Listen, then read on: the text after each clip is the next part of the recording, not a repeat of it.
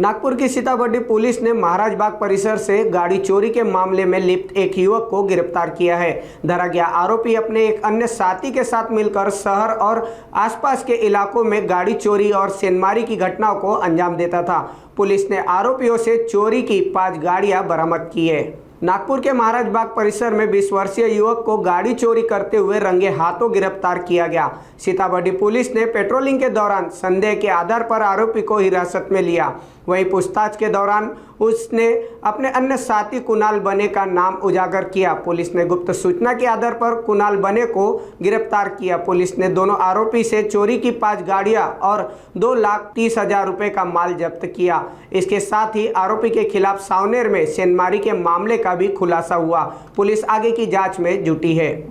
आज दिनांक 3/3/2025 रोजी पोलीस ठाणे हद्दीत पेट्रोलिंग करत असताना अमरावती रोड महाराजबाग येथे एक 20 वर्षाचा मुलगा पायी स्कूटी घेऊन जाताना दिसून आला। तेव्हा आम्ही थांबलो त्याच्याजवळ।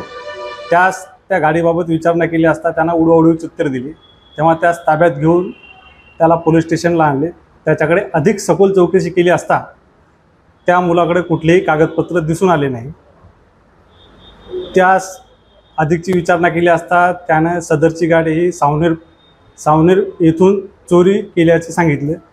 तेव्हा त्याच्याकडे अधिक चौकशी केली तेव्हा त्याने सांगितले की त्याचा साथीदार नामे कुणाल बने याच्यासह सदरची गाडी चोरी केलेली आहे। त्यानंतर सदरची गाडी आम्ही रितसर जप्त केली। पुन्हा त्याच्याकडे अधिक चौकशी केली, कुणाल बनेबाबत चौकशी केली। त्याने कुणाल बनेचा पत्ता सांगितला। आम्ही त्याच्या घराकडे जाऊन आलो, चौकशी पूर्ण शोध घेतला। नंतर गुप्त बातमीदाराकडून माहिती मिळाली की तो या ठिकाणी आहे।